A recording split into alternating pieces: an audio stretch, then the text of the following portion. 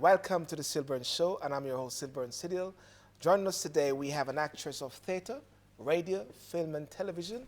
She's a Shakespearean thespian and writer. Welcome to the show, Anni Domingo. Hello, thank you. How are you doing? I'm doing very well. I wish I could ask you to just stand and take a twirl because of your outfit which you're wearing, which complements our red chair. I see, I didn't even know what your Awesome. sitting arrangement Awesome. was, but... You know, I should have on my red tie as well, but you know, what can I say? The dynamism, you know. I first saw you at a Sherry Dixon event, Women on the Crossroads, in March 2015, and you spoke for a few minutes, and I was intrigued. But one of the things that stuck with me is when you introduced yourself, and you said in a statement, I am not Ebola. Mm-hmm. I want that just to land a while ago. I'm not Ebola. What were you trying to get across? And do you believe that, or did you achieve that with the audience? What I was trying to get across was the fact that at that time, Ebola was very much in the news. Yes. And it had been going on for a while. Yes. There'd been lots of people asking for money, asking for help. But I'm a Sierra Leonean, Yes. and a very proud Sierra Leonean, although I Yes. live in England. Yes. And it got to a point where some people were not willing to say that they were Sierra Leoneans. Right. Because they were feeling that as soon as you said you were from Sierra Leone, even if you hadn't been there for years, Yes. they immediately retreated as if, oh, you must have Ebola. Wow. And that was what I was trying to say, that we are here, we're trying to talk about it, we're trying to inform you, but that doesn't mean that I'm standing here covered and I'm a disease and that Yes. I cannot touch you, I cannot look at you. Yes. It was almost, after a while, the reaction was almost like you had when AIDS first started, Yes, yes. that people were very unsure. And there were things in the newspaper and on the television of Yes. people arriving and being looked at for temperature and Yes, so on. yes. And some of the facts were wrong. Yes. And I was trying to say, look, although that appeal is out there, that's not all that Sierra Leone or Liberia or Guinea is about. Yes. There's a whole lot more, and there are lots of people doing some wonderful things. Yes. And we were very grateful for those people who came from England and from America and abroad to go to Sierra Leone to help. But that didn't mean that we were not helping ourselves either. Yes. You know. So, but where's Ebola? I mean, at the same time, like even today now, nothing in the news. Exactly. There's nothing in the news about it. Yes. At one point, they said that it had been eradicated from Liberia. Yes. But there is news now that one or two have cropped up again. So it's not completely gone. Yes. It's not as rampant as it was before, but it's still in Sierra Leone. And we're still working towards it being eradicated completely. But the problem with Ebola is that that's not the only problem. Right. Even as it's removed from the news, there are people still suffering, even if they no longer have Ebola. Yes. Because you have a lot of orphans. There were whole villages that were wiped Yes. out. You have other people who are suffering from other wars and things Yes. that had happened before. For example, I work with Milkwash Mission, who have been supporting the amputees from the war. Yes. Now, Milkwash Mission. Okay. And they've been sending food and help to the amputees, especially the children of amputees, Yes. because those people couldn't work, Of so they course. couldn't send the children to school. And of course, with the coming of Ebola, the little money that some of those people had was completely eradicated. They had no means of having any support. So the children were suffering. Yes. You had whole villages where there was no food coming in, Right. so food was being sent. It wasn't just to do with the disease itself, it's to do with all the things that go around it. Schools were closed, for example, for over 8 months. And markets were also closed. Markets were closed. And where people congregate Yes. and stuff like that. And unfortunately, some young women, the only means that they could find to get food or to get some money was to prostitute themselves in some way. And now you have young girls who are pregnant, and those girls are not being allowed to go to school. Right. So we're in the now trying to work out a way, open schools just for them. Right. To educate them. I've been working with a group called Pekin to Pekin, which is a radio program, Yes. and I just recorded some...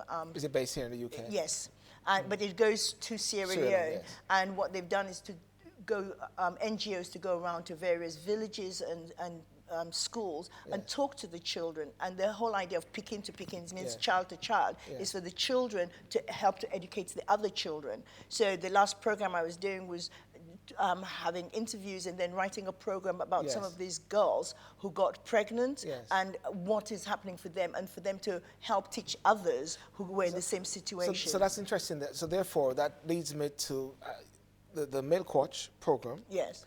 And also the radio program. Yes. Are these some of the ways that people, audience members, if anything, from Sierra Leone or people in the UK, whatever, can assist? Yes. Plus others. I mean, plus other means. The way to assist in Sierra Leone is not just to be sending money. Yes. You know. Okay. Just recently, they've just had 100 buses delivered. Now, that is very good, because people have no means of traveling to go to work or to go to school and so on. So they're practical helps that people could have. Of course, you can send money, but one of the things that happened when Ebola was at the height was that people got Ebola fatigue. Right. They were seeing so many appeals for Ebola and not knowing exactly what the money was being used for. Who was getting it? Or who was getting it. It's another debate, isn't it? That's another.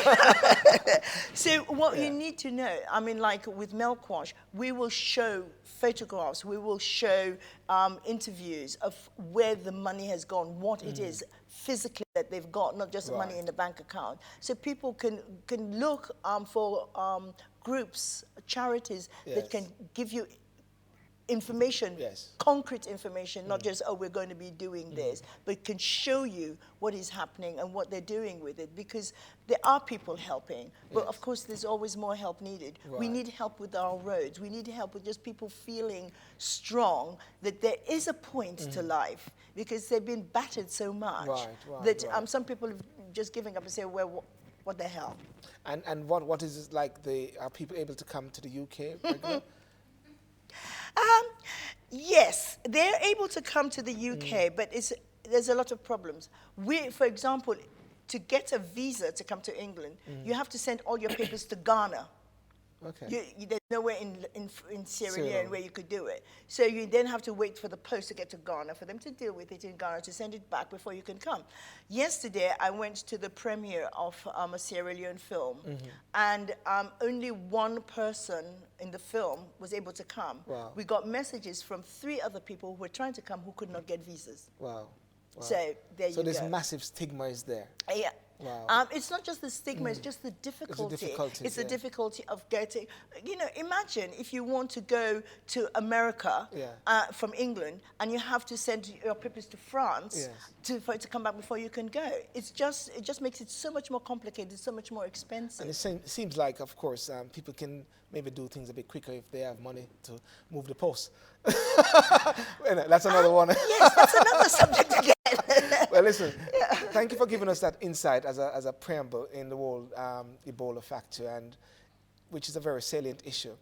I want to turn our attention back to you. We started by saying what you are, but now let's focus on who you are. Who is Anni Domingo? I'm trying to find that one out. No. You said, you started off saying I'm an actor and I'm a mother and I'm a this and I'm a that. I can say it.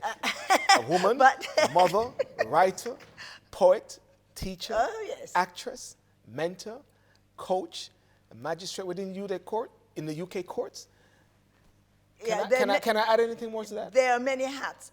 Yes, I do a lot of work with adoption panels and fostering panels, and I've been working with them for over 23 years. After the adoption of my second son went so bad that I thought this is not going to happen to somebody else. So yes, I do. You tap into that, yes. And that's for the same reason why I became a magistrate as well, because you'd read, I don't live in London, I live out in Cambridgeshire. Okay. And you'd see lots of things happening to people of ethnic minorities, foreigners, and you think, well, that doesn't sound right. And so in the end, I decided to put my money where my mouth was. Right. And I became a magistrate. And for a long time, I was one of only about 3 or 4 black magistrates. Yes. I'm now, as far as I know, there's some Asian magistrates, but in the whole of Cambridgeshire, Wow. I am now, I think, the only black magistrate, which I think is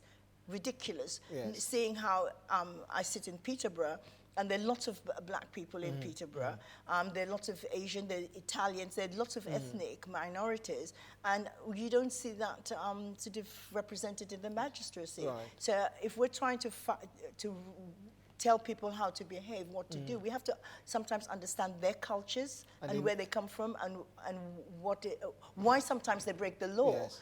Because, for example, we have lots of people from Europe coming to work on the agricultural areas, they work on the farms and that. Now, they don't understand sometimes our laws about traffic. Yes. Some of them don't know about roundabouts. Yeah. They do not understand why or how they should get insurance, for example, or something. So you need to have somebody who understands why they've broken the law. That doesn't mean they get away with it, but then they can pass it on to their people that they work with to understand some of the things. We spend a lot of money in my area having interpreters in the courts, because it's not fair, even if they speak English, if they don't understand the intricacies of the law. So a lot of time, a case might be held up because we do not have the right interpreters. So what you're saying then, by you being in these positions and more people of ethnic minority in these positions, it sort of bridges the gap at the same time. Yes. Yeah, absolutely. And also, the majority of the roles there, which many people like to have a specified path, a specified job, a specified thing, a 9-to-5 factor. But none of those encompasses you. You encompass something which is wider. Was it your son and the adoption? Yes, I've got 3 children and they're all adopted. Yes. Yeah. Was it that was the inspiring factor that challenges yourself? What would you say? For me to get into the panels, yes, because I'm looking at the bigger picture of all the different the facets of yourself. Yeah. When I got married late. We always knew that we wanted children in our lives. Yes. And when we looked around, we decided that I don't feel that the child has to be from my body. The bond I have with my children is very strong. Even though we have this usual parents-child situation of mom is this and mom tells me off and so on. But when we were adopting, some of the things that we had to go through I thought were ridiculous. And when it came to our second son, the first adoption went very well, but when it came to our second son, there were so many things that were wrong about it that I said, no, it doesn't have to be this way. It was things about age. It was things to do about my children are mixed race, but they would talk about ethnicity. Well, my children, none of them have African ethnicity in them. They have West Indian, they have Spanish, Indian, and all sorts of things. Multicultural factor. Exactly. So for me, when they started talking about they have to match with through ethnicity, I said, no, you're talking about color. Be honest, because otherwise the children you're offering me would have to be African. So, there were lots of different things about what was going on that I thought was wrong. I think that children should be with a family. I think it's better if they're with their ethnic thing, but it's much better for them to be with somebody who understands their ethnicity and can promote that than them be in the children's home. Yes, and who loves them. Yeah. And of course, the law, and I think the law and the government has actually want to speed up the whole adoption process now.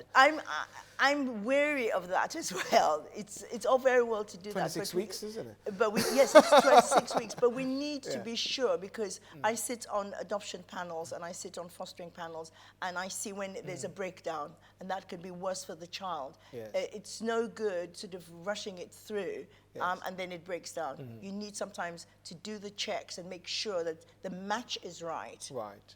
So that it could be a successful adoption, because most children, before they're adopted, have been in foster homes for a while. Sometimes some of those children have been in 4, 5, 6 foster homes before they're adopted. They need time to believe that they're not going to be moved, that this is their forever home. Yes, yes. So we have to be careful about rushing it. Okay, so thank you for that. Thank you for that expose of that the legal framework in that aspect. Now, arts, actress, Shakespearean. Some would argue that the arts are dying, isn't it? Yeah. Well, I started acting when I was 3. And it was always what I wanted to do. My parents, I was born here, and my parents were here during the war, and they used to be semi-professional ballroom dancers. So when they went back home, they had their own radio program, which I started working on when I was 6. And then they had their own television program teaching ballroom dancing, which I worked on. So this has been part of my life forever. I always wanted to be an actor. I came over to England to train and sort of stayed. But for me, the struggles that we were having then is still here, but maybe in a slightly different disguise. Yes. We believe that there's no discrimination. But if you look at the television, for example, there is no all-black show of just somebody just living their lives. We had it. They might not have been very good, or they might have been looked at it from a different perspective. But we did used to have shows that were predominantly about a black family. We had the one Desmond's and so on. We don't have that now. If you look at something like EastEnders or Coronation Street, they have maybe a small family unit, but it doesn't ring true to us. So therefore, so you're saying the arts, would you say then the arts play a role in modern society in how things are reflected to us? Because it should be reflecting back to us. You know, if you look, EastEnders, I've got friends in EastEnders. I love EastEnders. But if you look, for example, at Patrick's family, should I say one of the characters, he's a black man. Yes. Is that the elderly chap? Yes, the elderly chap. Yes. He had a stroke. Okay. What black family you know? The old man has a stroke and no family member come visit. Yeah. You know, we don't show their lifestyle. It's always in this tiny little unit, and it's the nature of the job. But if that's all our black kids are seeing, they don't understand that there's more than just that. And who is responsible for doing that? What we need, I've been involved in something called Act for Change, and where they're trying to look at diversity in the theatre, not just in the theatre, but in the arts. Yes. We need diversity, and it has to start from the top. You need to have somebody ethnic who's in charge of a big major theatre. Yes. We do have somebody like Indu at Tricycle and so on. There are some directors running theatres, but they're the smaller theatres. Yes. You need not just the head of the theatre. You need people in producers in television. You need people who are committed, and there are white people who are committed. It's not a black and white thing.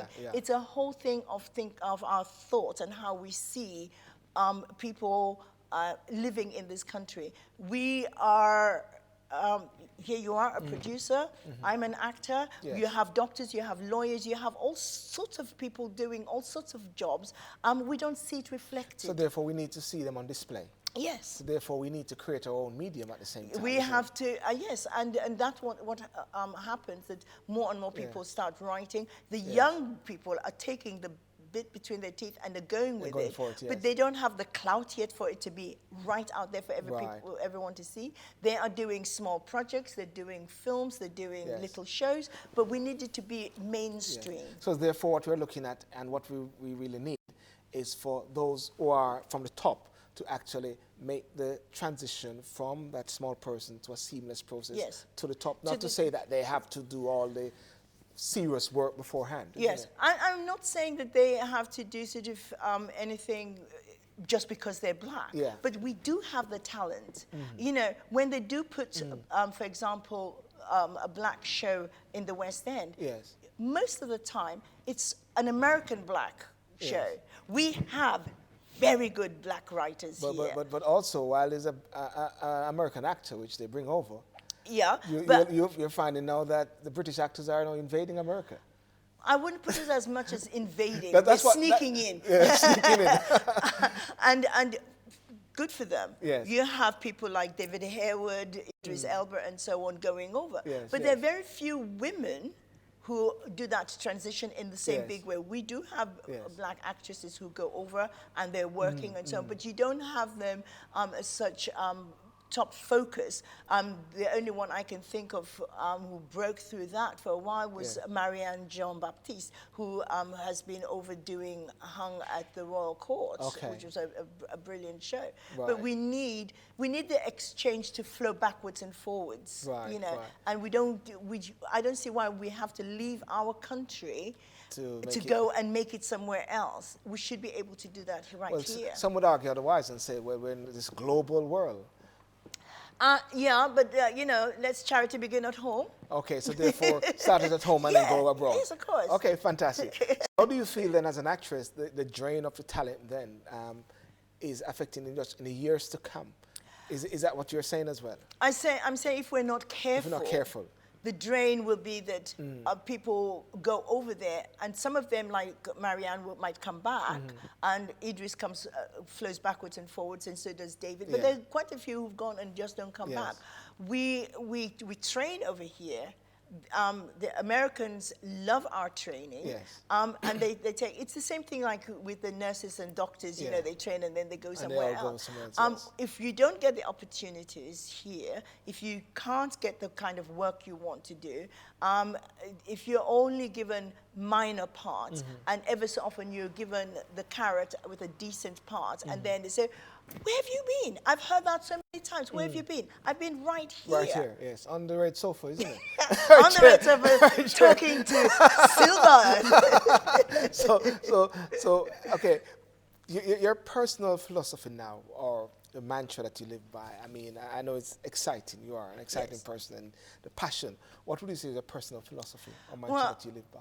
Over the years, quite a few major things have happened, personal, to do with family and so on. And within all of that, I said, I'm going to learn something new every year. Yes. So I took myself back did some courses, then I took myself back to university. Okay. And I did a BA, and then enjoyed it, did another BA, enjoyed that, and went on to do my MA in creative writing. And my mantra is, no matter how heavy the load, it's not the load, it's how you carry it. No matter how heavy the load, help me. Yeah, it's not the load. It's not the load. It's how you carry it. It's how you carry it. So that's about being strategic. Yeah, and it's about being strong. Being strong. It's being strong. Don't be weighed down. Lots of things. Because living in this country, you can have lots of barbs being thrown at you. Yes. It's a load. Yes. Put it on your back and say, you ain't going to get me down. Yeah. That's powerful. That means, and that is one of the reasons why I can see now that you're currently writing a book, Breaking the Mafia Chain. Breaking the Mafia Chain. Can you give us an insight into the book and when it may be available? I'm more than halfway through the book. Can we get exclusive on Sylbourne Show? I wanted to look, go back to my children. They wanted to know how black people came to this country, what was happening, who they were. And so the book is about identity. And we started talking about the slave trade. And I teach drama and I teach English to students from reception up to university.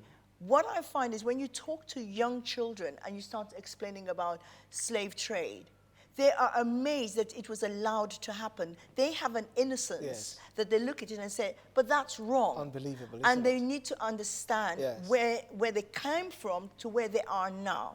So I started talking to my children about it, and that's how the book started.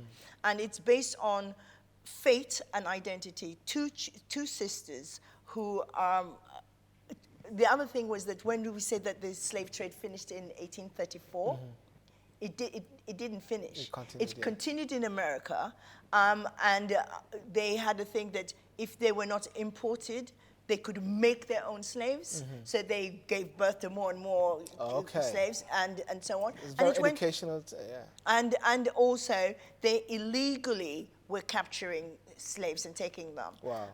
And then, so England had ships patrolling where they would stop them from taking these slaves. And a lot of these people that were recovered were taken to Sierra Leone, not back to wherever they came from. So Sierra Leone and slave trade has been very... Freetown. Freetown. And for Freetown, they also brought slaves, ex-slaves from from Halifax, from America, from Britain to Sierra Leone.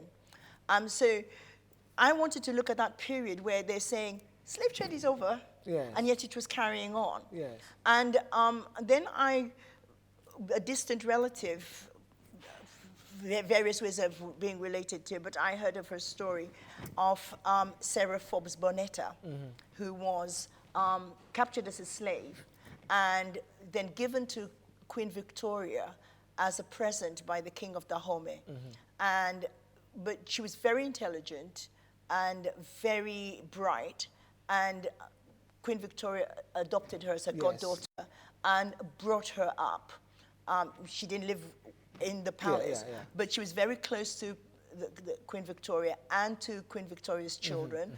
And Queen Victoria paid for her schooling, paid for her wedding, paid for her to be photographed. Her photograph is in the National Gallery and so on.